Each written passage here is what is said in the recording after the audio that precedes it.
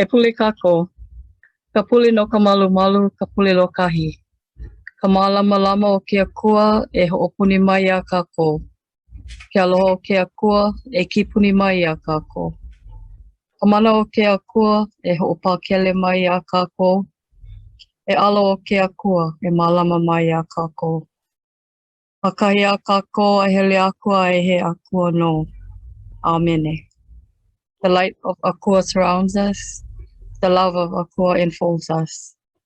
The power of ke akua protects us. The presence of ke akua watches over us. Wherever we are, ke akua is with us. Amen. Aloha and welcome to the Maui Nui Makai Network's 5th speaker series presentation, which is a part of our Mālama Ikekai guidebook that was published last year. My name is Claudia Kalaola. I'm the chair of the Maui Nui Makai Network. And the network was started in February 2013 on Lanai. And we are a group of community and partner organizations across Maui Nui, specifically East Maui, Lahaina, Wailuku, Lanai, Molokai, and Kaʻolawe. Our kuleana is to take care is to care for the ocean in a way that honors our kupuna and the traditional and cultural practices of our places. One of the ways that we do this is to support our community in their efforts to protect and restore healthy coastal marine ecosystems using powerful place-based collaborative strategies. The speaker series was meant to inspire and inform folks of conservation and resource management projects locally and globally. And hopefully for those who are engaged in resource management, if you see similarities, the information would be helpful to you and your organization. So without further delay, I'm going to turn it over to Karen Osuga, our network coordinator, and we'll get started. Karen. Mahalo, Auntie Claudia. Aloha, everyone. Thank you so much for joining us this evening. My name is Karen Osuga, and I'm the coordinator for the Maui Nui Makai Network. Just briefly, I want to add on to what Auntie Claudia was saying. This Mālama Ikekai speaker series is a companion to our Mālama Ikekai Community Action Guide that we released in 2020. You can actually find that on our website if you want to check it out. But topics of the speaker series will include case studies and experiences of Indigenous and local community management of Makai areas, including co-management, community engagement, and more. And we're holding this speaker series monthly every third Thursday, and it's free. So be sure to mark your calendars for future speaker series as well. And you can also follow us on Instagram or check out our website for updates, or check our Facebook as well. A couple housekeeping things before we hand it over to our awesome presenter. Try to stay on mute during the presentation just to minimize any disruptions. If you have any questions that come to mind, either save them for the Q&A portion that we'll have at the end, or type them into the chat and we'll get to those at the end. We'll address as many as we can. Also, right now, if you want to use the chat to share where you're tuning in from, we saw we have some folks from Lahaina, from Makawao, so share with us where you're tuning in from this evening. Now to introduce our speaker this evening is Pelika Andrade. Pelika is native Hawaiian and born and raised on the island of Kauaʻi. She is the founder and the executive director of Nā Maka Onaona, a Hawaii-based nonprofit. Pelika has a long history of working with Hawaii communities throughout the archipelago as a community member, sailor, voyager, cultural practitioner, and researcher. For the past 14 years, she's been developing alternate approaches to monitoring Hawaii's watersheds and supporting implementation of a management strategy that supports healthy, balanced communities in Hawaii. Pelika has a master's degree in Hawaiian studies with a focus on Mālama ʻāina and is currently working on her PhD in education and curriculum studies. So I'm going to hand it over to Pelika. Thank you so much for being our speaker this evening. Go ahead. Kalamai, aloha, aloha kako. Thank you very much for joining us tonight. before we begin, I just want to do a little shout out to Uncle Mac. Happy birthday. Yee! How many years young you? Now, but sending plenty aloha your way, Uncle. Happy birthday. What is that? 21. 27. Sounds about right. Sounds about right. But happy birthday. Happy birthday. We go sing for you after. But yeah, should we just jump into it? I'm again, mahalo for the introduction. I'm Pelika Andrade from Kauaʻi, but I've kind of lived pretty much all over the state and have fallen into these networks and this work to Mālama ʻāina in different ways in different generations. So thank you for having me. So let's jump in so we don't, so we can use our time wisely. So let me get over to the share screen.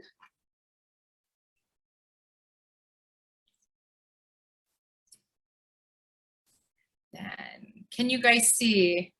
Are you guys good? Okay, perfect. So again, I am the executive director for a nonprofit, Nā Maka Onaona, and I also work for UHC Grant out of Manoa. So all of the work I do through the formal umbrellas under UHC Grant and Nā Maka Onaona, but we definitely, like most of you, we are working on behalf of our communities, yeah? So the program that I wanted to share with you is one of our main programs. It's called Nā Kilo ʻāina, and loosely translate into observers of the many things that feed us and sustain us. But when we really dig into the language of Nā Kilo ʻāina, it really talks about kilo. And I know a lot of people have been using this word, you're hearing it more and more commonly, but I really wanted to stress the function of kilo.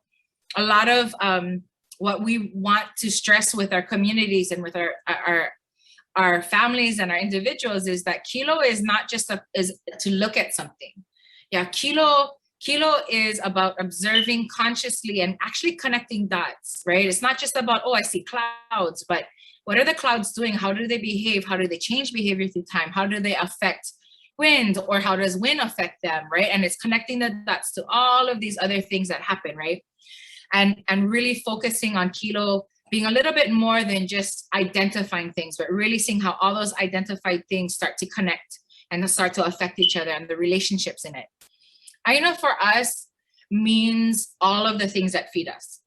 So we're talking about the things that feed and hold health and support health within our communities, within ourselves. So we're talking about a feeding of our physical selves, a feeding of our mental selves, emotional, spiritual selves. So ʻāina bases in our how we relate to ʻāina is those things that feed. So spiritual feedings like our heiau and our churches. Yeah, our families are ʻāina bases. Our friendships are ʻāina bases, right? So the idea behind Nā Kilo ʻāina is how do we understand all of these ʻāina bases and connect the dots so we can now support the productivity within it. So as we start to identify ʻāina, identify how all of those, how the productivity within it works, we're trying to now support that productivity to get to this place called ʻāina Momona and thriving in productive communities. And that's not only a productivity of our taro patches and our fisheries and our forests, it's really about the productivity of the whole, us included, and our people. So at the very, very beginning of all of this, this work and falling into working with communities, we figured out really, really early that all of it was based on relationships, pilina, and active relationships, this really active, engaging relationships. Because we realized the conflict with our people wasn't so much they didn't care. It was that they couldn't see themselves within the system. They couldn't see themselves within the stories that we were trying to talk about, right? If we go in full force with, oh, we got to do management laws, we have to do fisheries laws, oh, we got to talk about all these really, really important things, but very stressful things at the same time, people didn't see themselves in that story. And a lot of it too is they never recognized themselves in the story. So a lot of the work we do, even though we talk about fisheries management and we talk about Mālama ʻāina, we're really just kind of reintroducing people to themselves, reintroducing people to their places, and reintroducing the people to the resources and to our kiniakua, if you will. And so a lot of our work actually is social work. if you think about it, to really engage people in our places. The other part of what we do is we are trying to find ways in that kilo to allow a place to tell its story. Let a place contribute to its own narrative. And because if you haven't figured this out, a lot of us don't listen. I listened in on this workshop about safe conversations. And in that workshop, they talked about human to human speaking the same language. We don't hear 80% of what the other person is telling us. It gets lost. So we miss 80%. Can you imagine how much we're missing from our environment and from the world around us because we don't even have the skills to listen, right? So building that capacity and getting to a place that we can listen. And there's some really building blocks here, and it's super, super simple. A lot of people kind of just like, yeah, we know this, but do you really know this? Being present and paying attention together. A lot of people are just like, yeah, we're here. I've lived here my whole life. But now the ask and the request is, well, okay, you've been here your whole life. Now tell me how much you've paid attention to.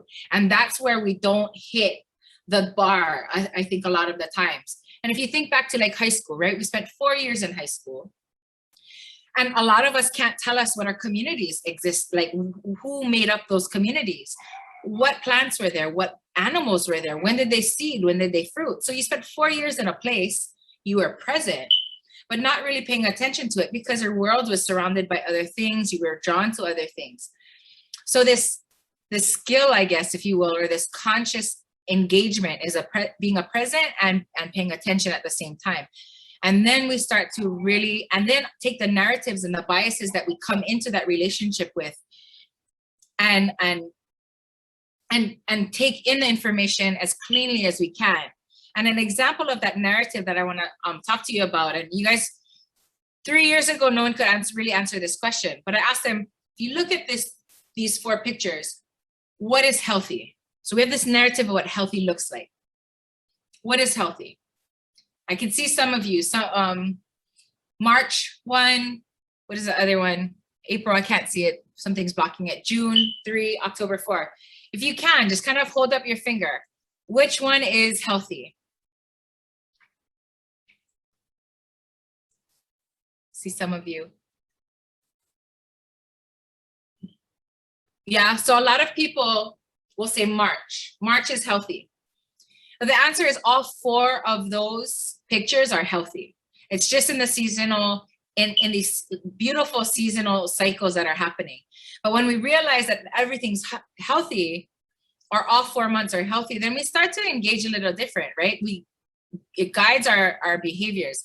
Like I like to say, we start to medicate differently, right? Once we take a step back and take the time and opportunity to really let a place tell us what's happening with it, then we can start to medicate. Unfortunately, a lot of people that think March is the healthy, they'll come in October and just totally just collapse and be like, oh my gosh, we got to do something. And they start to medicate to make October look like March. And now we start doing more harm than good. And a lot of our management initiatives in the past have been that. They've been trying to medicate October to look like March, and that's not even what's supposed to look like. Yeah, so it's starting to get our people to understand those cycles and to really let a place tell us what's happening and then go from there. So Huliʻia is a tool that allows us to do that and has helped us do that in different spaces. It's allowed us to get a better relationship and a deeper understanding and relationship with our places, and then to connect the dots. How do we start connecting all of those dots? So, and letting a place contribute to the narrative. So Huliʻia is a tool. I'm going to go back a slide. Huliʻia is a tool that we use that not only tracks seasons, so there's different outcomes, right? A lot of the research that's happening today is all about data. But traditionally, the information was important, but so was the person. The capacity of the person to observe, the capacity of the person to engage, the capacity of the person to analyze internally, remember, and build that relationship with a place was also the product that we strove for in that traditional relationship. So Huliʻia is meant to do that as well. So it's structured in a certain way. We gather with our communities that are interested about once a month, if you want twice a month. And in a group discussion, we share observations and we talk about our observations qualitatively through the last chunk of time. And the cool thing about that is everybody contributes to the observation, right? So if you have 20 people in the room, you're gonna walk away learning 20 new things or 90 new things, right? Everybody contributes their one observation that's new to everybody else. You're gonna walk away knowing new things, and then your observation skills start to grow and blossom, right? So as a surfer or a sailor, I'm looking at wind very differently than a farmer. But when we start to talk, we can start to connect dots in different ways. Ah, that makes sense. I was just working with Kanu'i Kapono's high schoolers the other day, and we talked about sunrise and sunset, right? And I come from navigating and voyaging and talking with navigators, right? So we're looking at sunrise telling us what's coming, the weather that's coming, and the sunset, what's there, but not necessarily what's coming. And I told him, so what's the difference between a red sunrise and a red sunset? And the difference is a red sunrise will bring that weather, right? That storm will come from the east. So the sunrise is telling us that there's weather there and it's on its way. But the red sunset tells us there's weather out there, but it's moving away from us. But what does weather bring? And here's something important for the surfers, right? Storms have wind that generate waves. So there's a chance that we're going to get a west or a south swell just from the sunsets kind of things, right? So as we talk amongst ourselves, we start to connect dots faster and faster and faster and faster. And then we start to get these dominant cycles that get pulled out through time, right? In the sky, this past month, lots of salty sea breeze. Not this past month, but what I think this is the one that's up on the screen. I think this is in Kalaimano. No, this is ʻāina. So the month that we documented, lots of salty sea breeze, temperatures were really low, flowering pua kenikeni, mango, hibiscus, avocado. There's big surf. The shoreline smelled like limu. Large limu kohu patches and good lengths for picking. A hole and manini had fat gonads. And we start to pull these dominant indicators, if you will, out that kind of characterize that month.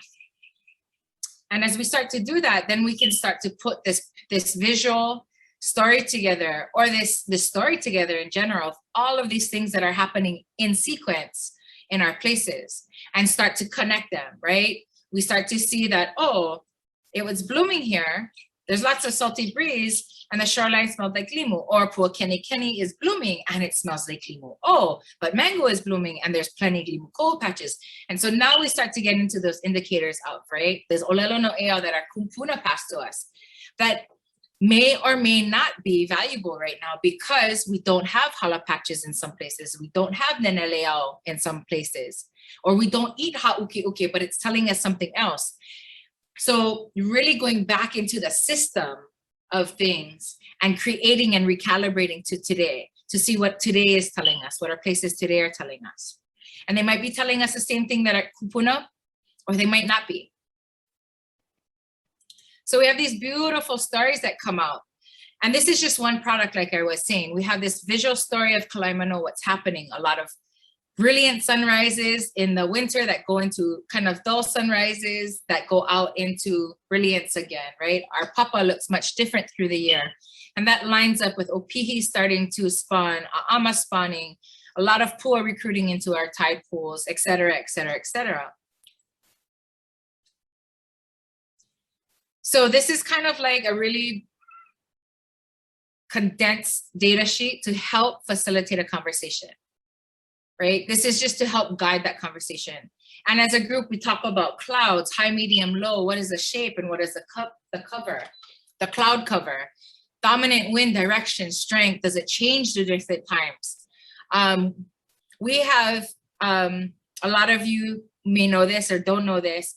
We have, you know, at sunrise and sunset, the winds start to change just from land-related systems.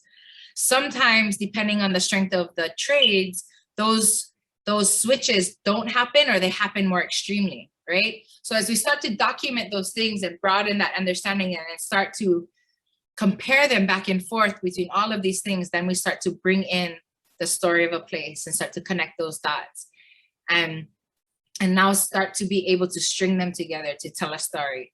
And once we understand that story, then we can start to insert how we exist and how we contribute and how we rest, how we harvest, how we, how we do whatever in that place that aligns with all of these ebbs and flows, and change our practice. And part of that change practice is to give us the freedom to really look at what we're doing and change the narrative as well, right? You guys all know this, the ʻāina. This has been going on for years. We made this sign about 8 years ago.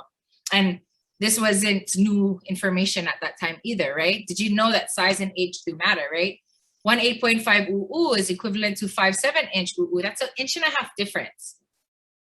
Knowing that and taking away all the narratives of research of existing rules and regulations, what would make sense to us to take?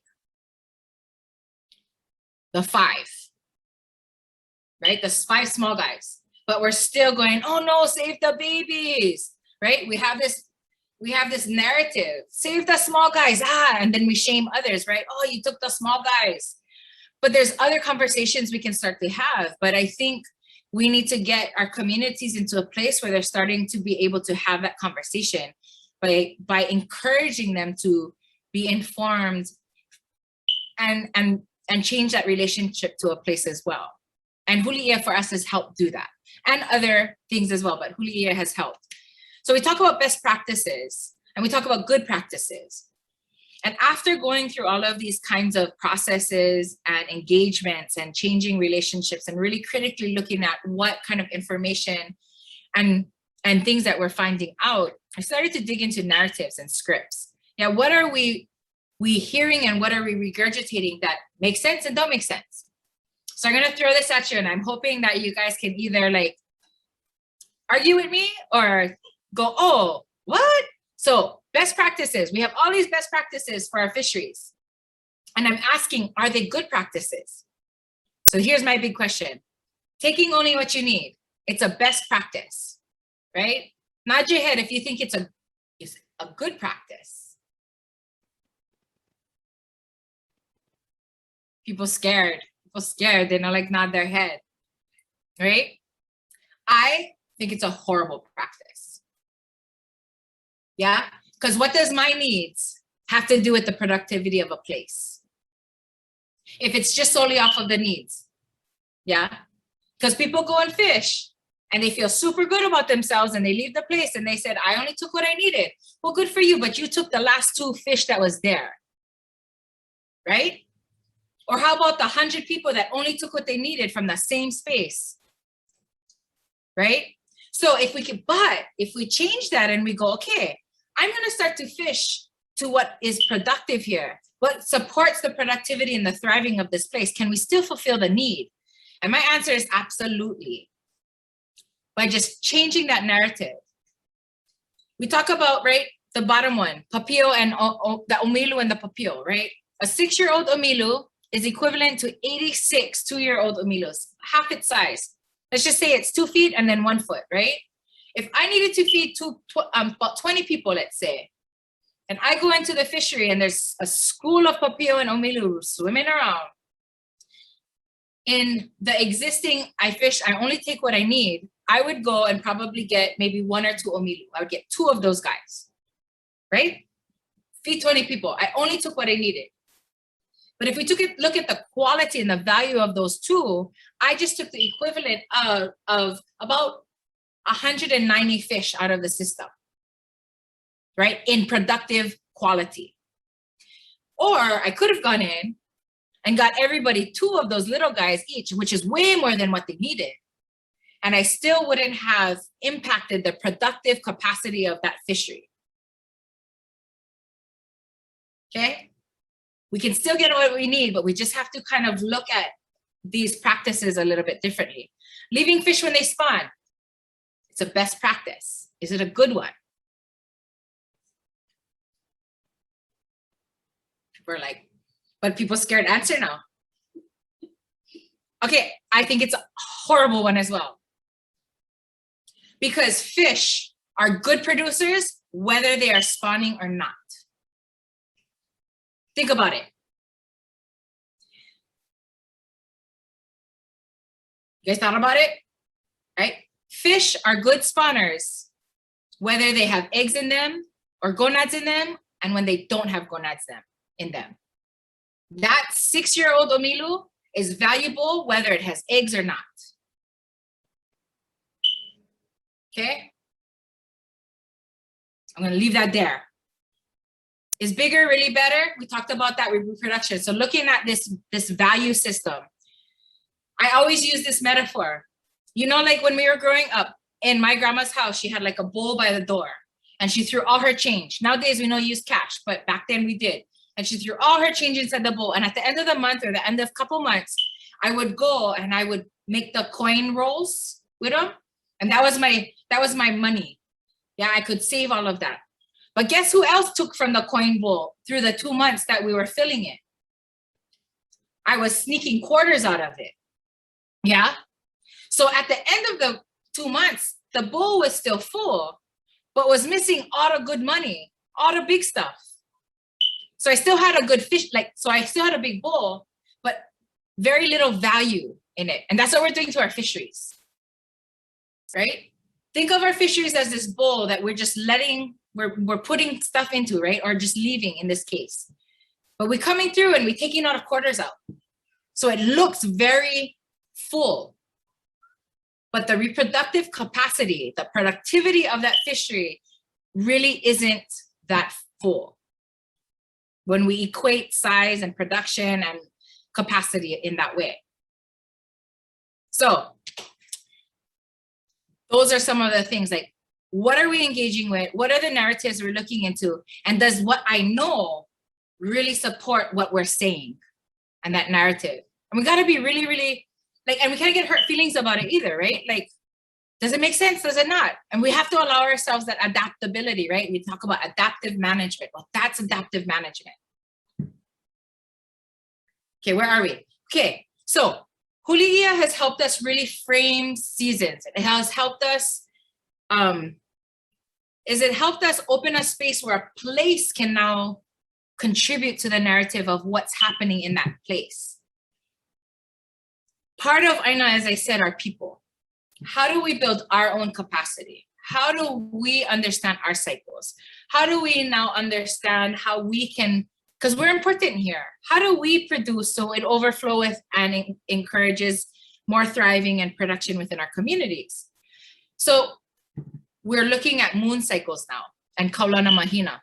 I know a lot of people are into this and it's super, super cool to see what people are trying to pull up and everything. But again, narratives.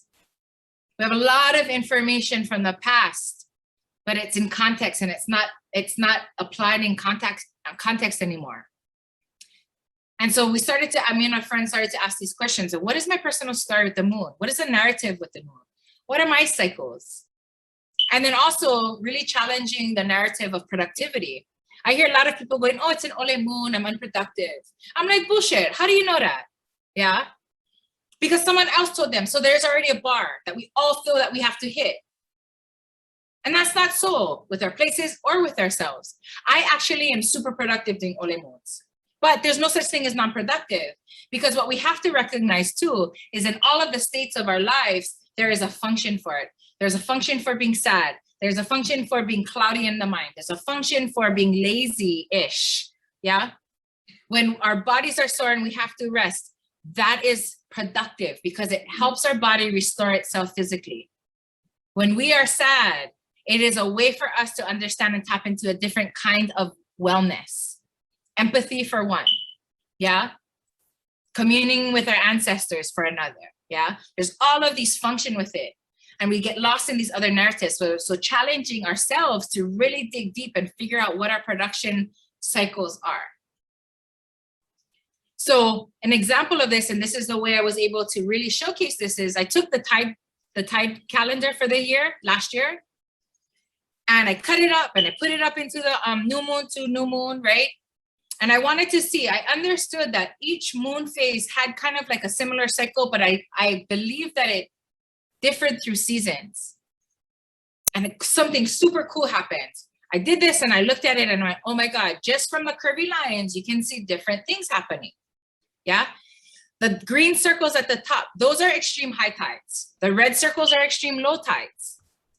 they only happen on full and new moons, and they only happen during the winter and the summer, right? These other, can you see my cursor? These other circles that I just did in pen over here.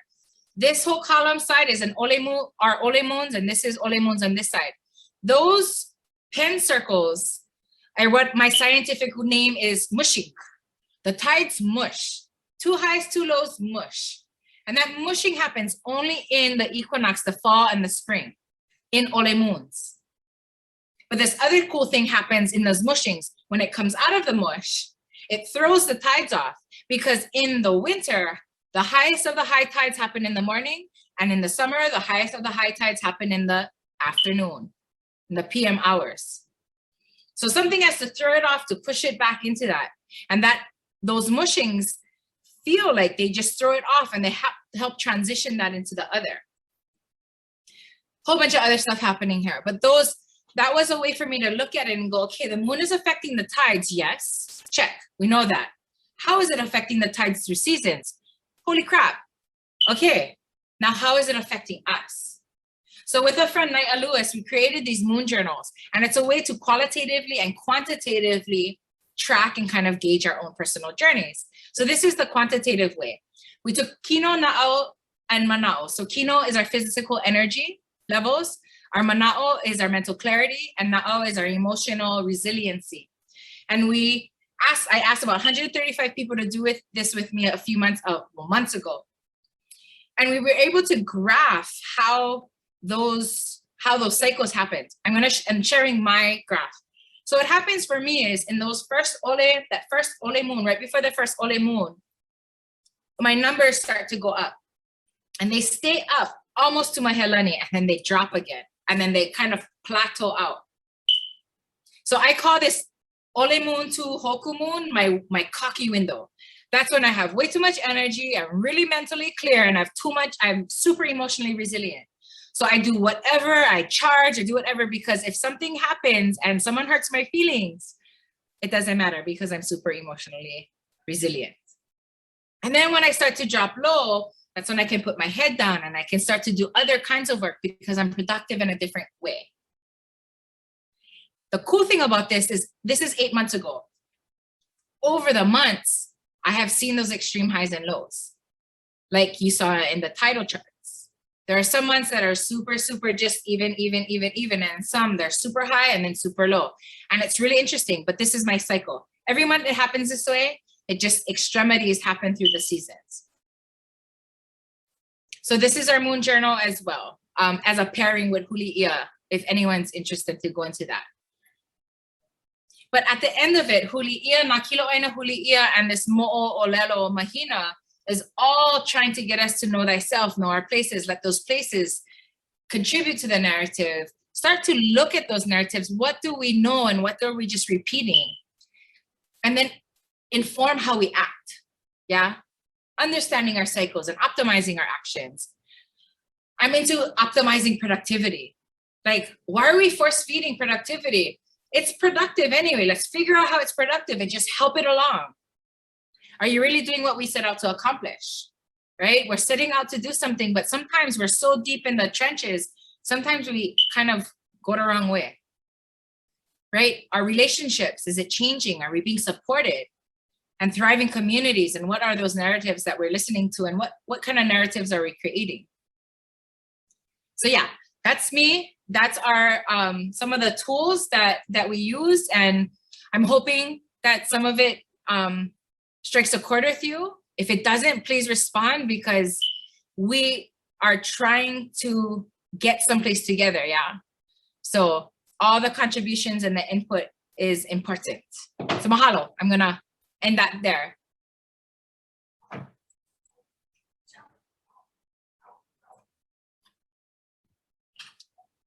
Mahalo Pelika, that was really awesome. Got some clapping. We're going to open it up for questions now. So I'm sure you folks have a lot of thoughts in your mind. If you want to ask it out loud, just raise your hand, or there's a little reaction button that you can raise your Zoom hand as well. And then we'll call on you so you can go off of mute and ask your question. Or alternatively, you can ask a question in the chat and we'll read that out loud for you. So does anyone want to start off with any questions? Uncle Mac, go ahead.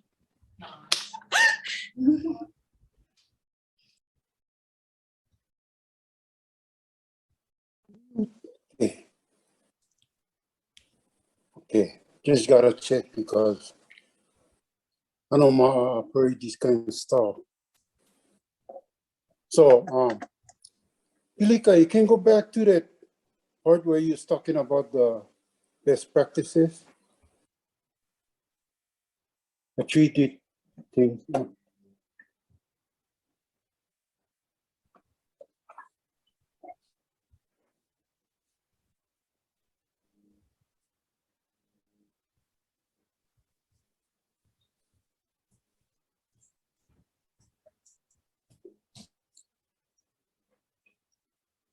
Yeah. So when you was asking a question about all these three different things, to me, everything was the best. I think this is my opinion, but when I started to listen to you talking about them and how you kind of switch things around to make it sound like could be this or could be that. Actually, what you're saying is true, but I think one part that you left out was a common sense. I think we as Hawaiians, we already know. When you say take only what you need, it means what you get available over there. It doesn't mean you just go take anything. I mean, you already know in our mind, if the population is low, leave them alone. When a fish spawning, leave them alone. The thing about spawning is, yeah, it's valuable to have the fish because eventually they're gonna spawn. But you know, not a lot of fish make it. There's a lot of fish that can carry eggs too and not get fertilized. There's a lot of different, things that can happen. So when we say no take them when they're spawning, that is doing an actually event that this is going to happen, and we know exactly when it's happening. So if you're on Hawaii, I mean, there's no excuse for you to know when all these spawning activity is happening and to leave them alone. So I think some of the explanation need to be a little bit more clarified in that way so that people know. We're talking about Hawaiians over here. We're not talking about Americans now. Yeah. So we get an understanding, like you said, to our place, to our environment, to our ʻāina. We know all these things. So we no more excuse. But yes, to me it was kind of like giving our enemy a little bit ammunition or kind of attack all this stuff in one way that can be junk. And that's not the way the thing was intended to be. The intention was, this is simple stuff that we know as Hawaiians that we use to make our place, productive, to continue to be productive, to sustain ourselves. And yeah, bigger is really better.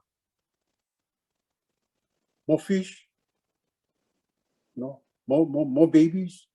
And not only that, why you think the fish will live that long? Because they're smart. Now the genetics in all it is. That's what you gotta include all this kind of stuff. The genetics that these fish hold. This is what we like the babies to be. Yeah, to be able to reach that stage. But throughout the natural cycle, a lot of them not. Because when you're small, you stay on a lower rung of the fish, the food chain. and you will get eaten by the big guys. Too bad. But the ones that do make them, they hold their genes. That, I mean, that is what I like. When I see that, I'm so happy. You know, aloha moya, kisama, come back. Hey, I come back, I'm gonna see you again. While I eat your babies, you know. Like how you say, some guys, they like protect the small ones. Yeah, there's some size that is, when they reach on stage that, you know, good for harvest, and you're not really going to make an impact on the population. And I think that is something else that got to be included in this narrative over here. That we're trying to maintain a certain degree of, you know, abundance. And we need to understand all this, what going to create that abundance, you know. And this stuff we're talking about kind of maybe might not make sense to some people, but to me, as a simple Hawaiian, we all understand this. No need to have a doctor's degree for understand. I don't think you anything but a simple Hawaiian, Uncle. I cannot put you in that category. Well, thank you. But you know, hey, like I don't know how to operate this computer. You know, how long I had this thing, and only know the simple stuff. Press the button and keep my hands off when you press the wrong button. Yeah. So, I think that's a badge of honor that, you know, that you cannot work on, because I wish I never knew how to work on mine. No, you know, Uncle, you're saying, no, you're totally right. It's much, and everybody in this room, it's so much more complicated than this. Yeah, so much more complicated and more detailed. And there's all of these other elements. First, I only had 20 minutes. But or half an hour. Thank you, Maile. But yeah, no, what Uncle is saying is absolutely right. But Uncle, you and unicorn, you know that, right? You and unicorn. No. Like, not everybody thinks that way. And I think the presentation, and just to explain why I throw that out like that, is one part of it is it gets people to think, like, oh, wait, right? I totally, like I used to say all of these things, right? Take only what you need as a best practice. Leave fish when they spawn. But the cool thing about it too is taking only what you need as a lawai'a who knows what's there and what you need and how to pair all of that. They're very rare. Maybe they get plenty of Molokai, but they're rare. As I go into more and more communities, I'm finding that it's super rare that they can distinguish in the details. And a lot of them like take only, I only took what I needed as their best practice. And they just kind of use that as a badge of honor. No, I only took what I needed. And that's like a lot of the people that I come across. So throwing it out there like that is an attempt to get them to start to consider, okay, wait. We can do this better. We can now take another step and improve. Yeah. And the spawning, absolutely. But you know, it's interesting. I had a conversation with the Kalaimano guys, the Big Island guys. And we talk about fish spawning. And I grew up, thank goodness, eating baby fish and spawning fish, right? So I have this, what we call reka in the South Pacific, or the ono, and all our kupuna have it too. And it wasn't until I started to go back to the Cook Islands and really remember with them, a lot of the little kids, they still have the reka, they still have the ono. And they eat otter fish when they're spawning and when they're small, a lot of them. And I'm like, wait, I remember this as a kid. I remember this. So there's this deliciousness in this ono that we're losing in every single generation because of the way that we fish now. And that's why I say too, leaving fish when they spawn in that bigger capacity, like a good spawner is always going to be a good spawner. It opens up another window to ono.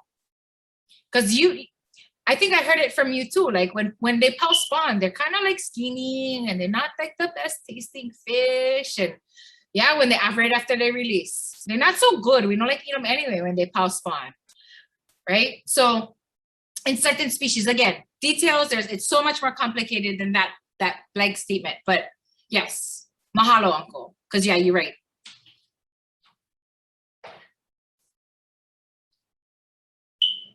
Thank you, Uncle Mac. Auntie Claudia says in the chat, common sense is not so common anymore. Does anyone else have any questions or comments that they would like to share?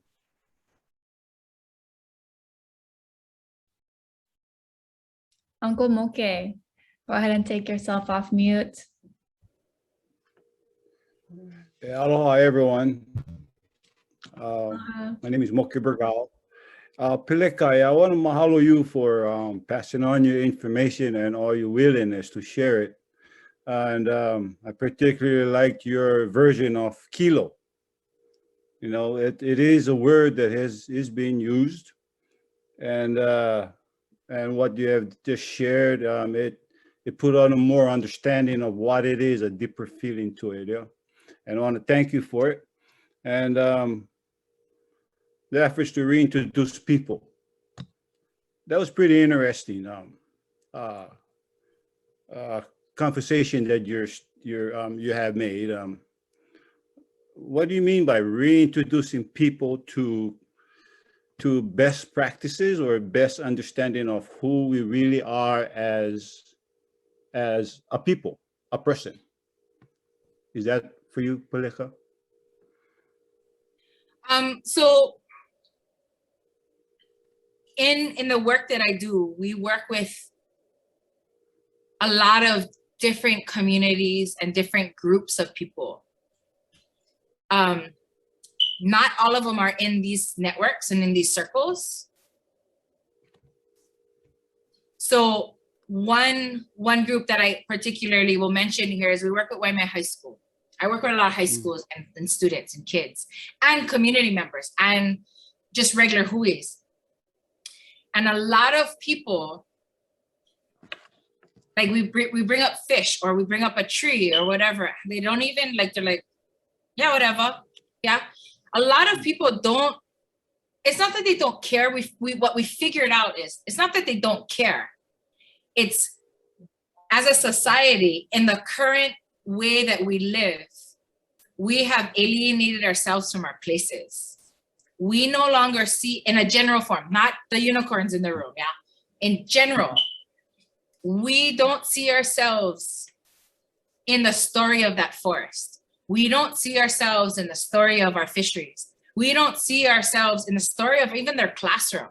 So a lot of the work that we do with those kids is sometimes we're just reintroducing them to these places. Like I've taken kids up to Kokee here on Big Island, on Kauaʻi. They're born and raised, they're 17 years old. They've lived their whole life going up to Kokee and they've never seen Kokee. That's the kind of stuff we're talking about. Even to themselves, because they don't even know thyself. They've never been safe in some ways to do that. They've never been, I hate to say this word, but facilitated in that way in a place. They've never been allowed to have that, you know. And we were always young, right? Kokee, for all of them, was just a place they went, drank and smoked pot, right? Or hunted. Went into the forest, hunted, took the pig, went home, drank beer, smoked, party. That was all. So a lot of that reintroduction to themselves and to their places to give them a different view. And what I talk to people about, right? I usually have a hydro flask, and I put it up and I tell you, tell me what you see. Yeah. Tell me what you see. And you guys see a fish. Sorry, it's a little bit blurry. Yeah, you guys see a fish and a head, right? And that's all they know. They only know this. And what I get to do with them is I do this. I just turn the same thing that they know their whole life and show them the other side and the bottom and the top. And maybe like throw it at them, see how heavy it is. You know what I mean? So it's a lot of, and it seems so simple that we forget. And very early on when I was working on the Big Island and working with the Huikiholo and Kalaimano and everything, very, very early on, I was like, hold up, guys. If we're going to talk about these hard things like rules and regulations, we're going to talk about these hard things because they're hard things to talk about, right? You guys all know this. Yep. You guys don't even have a relationship of trust. You're not going to be able to do it. And look what's happening, right? So community engagement and community building and community huis like this. I think I'm just going to plug this. Half your job is to build community. You can't even talk about the hard stuff unless you're building community, actively building community. And that is celebrations, that's camps, those are workshops, those are singing, you know, like whatever. So people can look at each other and start to recognize the stories that they share together so they can start to have a conversation about the hard stuff. So the plug of community organizations and community monitoring and community anything, half your effort should be building community. And that's reintroducing. That's all that reintroducing I'm talking about. Sorry, does that answer your question, Uncle? It sure does, Okay. Pelika. Thank you for adding more of manao on this. I've been, that's what I'm, you know, personally I'm stuck with. I'm trying to work through that area of reintroducing people first, myself, and then people. I don't know how to do it, but mahalo for your manao. You know, being on this here and with Uncle Mac over there supporting us. And happy birthday, by the way, Uncle Mac. Happy birthday. But mahalo, Pelika. Thank you very much for being here. Mahalo, Uncle Moke. We are getting close to our time. So before we close out, Pelika, where can we go to find out more about some of the work you mentioned, the moon resources, and all of that good work? Can you share my email and my phone number? Contact me, whatever you guys want. We have a website, it's Nā Maka Onaona. Just type that in and you'll find it. We don't have the links in, but we do have the ability to order locally. We have a local printer for the Moon Journal, if you want. We do want to do Huliʻia with anyone who wants to. So Auntie Claudia, I know I want to talk to you about that because we will be able to move forward. We're working with KUA. So we have some effort support to be able to help facilitate those monthly or bi-weekly meetings or group discussions, if you will. And then, yeah, email me or call me whenever. And then moving forward too, also, if everyone can unmute and join me in Ha'olila hanau ya oi, Ha'olila hanau ya oi, Ha'olila hanau Uncle Man, Ha'olila hanau ya oi. Love you, Uncle. Love you, Uncle. All right, Auntie Claudia, would you like to give our final words? Yeah. So I just wanted to add something before I do actually, you know, go for our closing. But Moke, don't feel bad because this is not the first time that, you know, I've done this with Pelika, and each time I come out saying, okay, we're gonna do them, and then it's like how you get started, you know, how you get started. So it's good to know that, you know, we can Pelika get on it because we have to do it. I'm getting older. So Namamo needs you. We're at a place now where we do need to re-engage and you know, start talking to each other again and start talking to our place. So mahalo. Mahalo, Karen, and mahalo everybody for joining us tonight and all of the questions. Uncle Mac, your input as always is so appreciated. And yeah, some people no more common sense, so you know, that's what it's all about, Uncle. That's why Pelika, you know, she gotta push what she say, because not all us like you and not everybody out there like you, but we love you and ha'olilaha now.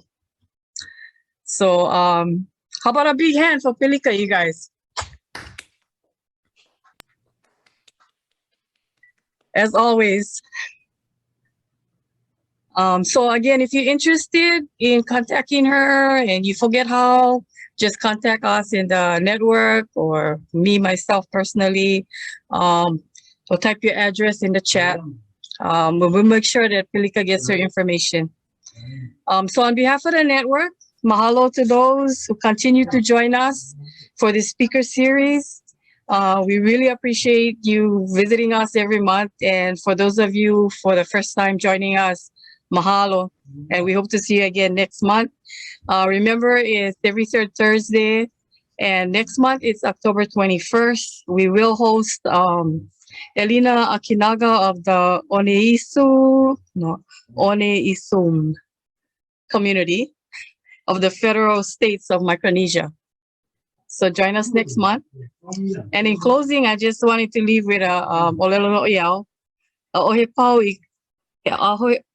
pau ka ike I ka halau hoʻokahi. Not all knowledge is learned in school. So, Vita kilos. And good night. Be blessed. Mahalo. Aloha, mahalo, everybody. Have a good evening. Thanks, Pelika. Aloha. We hope. Thank you, Auntie and Karen. Mahalo. Thank You're welcome. you. You're amazing. Hello.